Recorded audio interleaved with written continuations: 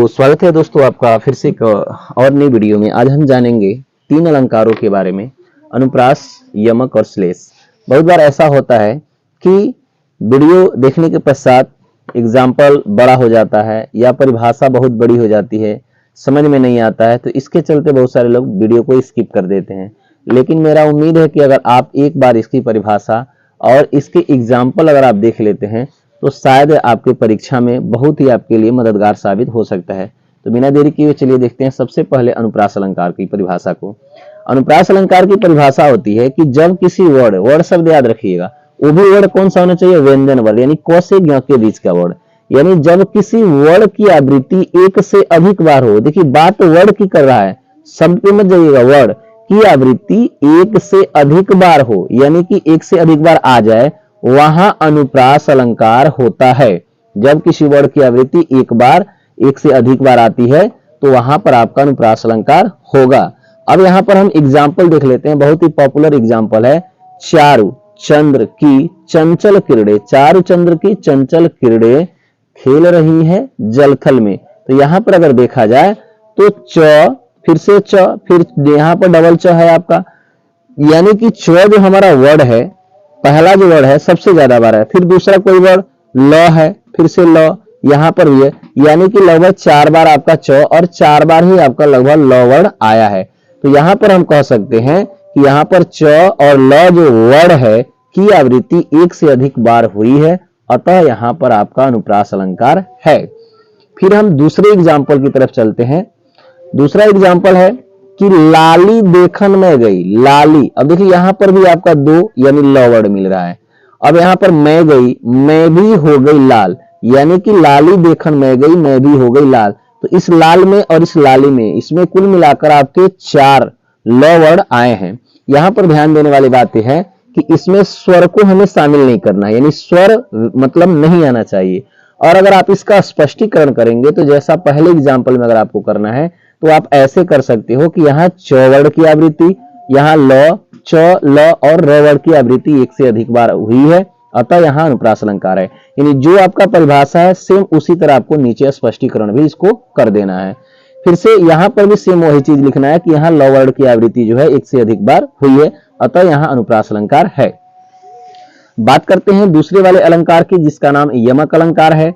यमक यानी कि जब कोई एक शब्द एक से अधिक बार आए, ध्यान रखिएगा ये जो शब्द है एक से अधिक बार आता है मगर हर बार अर्थ अलग अलग हो, यानी एक बार आए लेकिन उसका हर बार जैसे अर्थ अलग अलग हो, वहां यमक अलंकार होता है। जैसे मान के चलिए कोई भी एक मतलब शब्द आया, शब्द, अब यहाँ पर ध्यान देने वाली बात यह भी है कि यहाँ शब्द की बात करें, अनुप्रास में क्या होता है, वर्ड की बात करता है। तो यमक अलंकार में कोई ऐसा शब्द आता है जिसका एक से अधिक निकलता है, जय बार आएगा उतनी बार उसका अर्थ अलग अलग निकलेगा, तो यहां पर हम कहेंगे कि यह यमक अलंकार है, यानी कि इसका जो शब्द आया है हर बार इसका अर्थ अलग अलग है। 2 एग्जाम्पल हमने यहाँ पर लिया है, इन दोनों एग्जाम्पल के माध्यम से हम समझ रहे हैं कि यहाँ पर यानी कि आपका क्या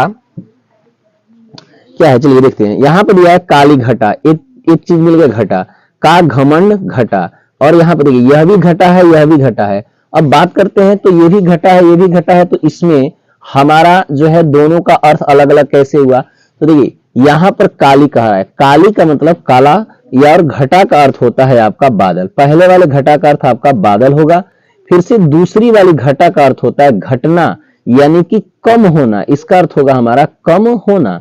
तो यहाँ पर एक बार यहाँ आया तो अलग अर्थ है, फिर एक बार यहाँ आया तो अलग अर्थ है। तो यमक अलंकार में ये होता है कि जितनी बार जो शब्द आएगा लेकिन हर बार उसका अर्थ अलग अलग होगा। दूसरे एग्जाम्पल की तरफ चलते हैं। उम्मीद है कि आपको वीडियो पसंद आ रहा होगा और एग्जाम्पल भी काफी मतलब सटीक है। 3 बेर खाती है, तो पहला चीज आप इसको अंडरलाइन कर लीजिए कि बेर, और यहाँ पर भी आपका है बेर। 3 बेर खाती थी, यानी कि वह 3 बेर खाती है, यानी कि बेर, तो बेर एक प्रकार का जो है फल है, यानी उसे कहा गया है। और दूसरा बेर का अर्थ होता है समय, यानी कि 3 समय वह 3 बेर के फल जो है खा लेती थी। तो यहाँ पर जो बेर आया इसका अर्थ हुआ आपका फल, और यहाँ पर जो बेर आया है इसका अर्थ होता है आपका समय या पीरियड। तो यहाँ पर 3 बेर खाती थी, वह 3 बेर खाती है। तो ये दोनों एग्जाम्पल काफी परीक्षा के लिए हेल्पफुल है, सटीक हैं। अब लास्ट वाले की बात करते हैं। लास्ट वाला आपका है श्लेष अलंकार। श्लेष अलंकार की सबसे पहले देखते हैं परिभाषा। इसका और इसका बस थोड़ा सा अंतर है। जब कोई शब्द एक बार आए, देखिए इसमें ये है ना कि यमक अलंकार में कि कई बार आएगा, एक से अधिक बार आएगा, लेकिन हर बार अर्थ अलग हुआ, लेकिन इसमें एक ही बार आएगा। श्लेष अलंकार में एक बार आए पर उसके अर्थ अलग अलग हो। आएगा एक ही बार लेकिन अर्थ होगा हर बार नहीं, यानी कि एक बार ही आएगा लेकिन उसके कई अर्थ निकलते हैं, जिसे पर्यायवाची होते हैं, उस प्रकार से। तो जब कोई शब्द एक बार आए पर उसके अर्थ अलग अलग हो, वहां पर श्लेष अलंकार होता है। अब इसमें यमक में आपको ये रखना है कि एक शब्द आएगा, एक से अधिक बार आएगा लेकिन अर्थ अलग अलग होगा। लेकिन श्लेष में होगा तो श्लेष में क्या होगा कि श्लेष अलंकार में यानी कि एक ही बार आएगा लेकिन उसके कई अर्थ निकलेंगे। जैसे इसमें देखते हैं, बहुत ही पॉपुलर एग्जांपल है आपका कि रहीमन पानी राखिए बिन पानी सब सून, यानी रहीमन पानी राखिए बिन पानी सब सून, और पानी गए न उबरे मोती मानुष चुन। अब यहां पर देखा जाए तो पानी पानी और यहां पर एक जगह और तीन जगह पानी दिया है।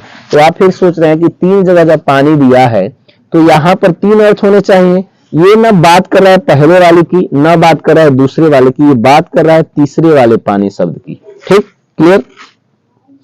अब तीसरे वाले ये रहीम दास का दोहा है। ये रहीम दास जी कह रहे हैं कि पानी को राखिए क्योंकि पानी के बिना सब सूना है। पानी अगर चला जाए, पानी गए न उबरे, तो पानी के चले जाने के बाद से मोती की कोई कीमत नहीं, मनुष्य की कोई कीमत नहीं, और चून आटा होता है उसकी भी कोई कीमत नहीं है। अब यहां पर देखा जाए तो मोती के अर्थ में देखा जाए तो चमक होता है। फिर से मनुष्य के अर्थ में देखा जाए पानी का अर्थ तो इज्जत होता है, जैसे पानी पानी होना मुहावरा है। उसके बाद से चून जो हम आटे में यूज करते हैं तो उसका अर्थ होता है सामान्य पानी, यानी कि नॉर्मल पानी। तो ये तीनों पानी जरूरी है। ठीक, एग्जाम्पल नंबर 2 की तरफ बढ़ते हैं।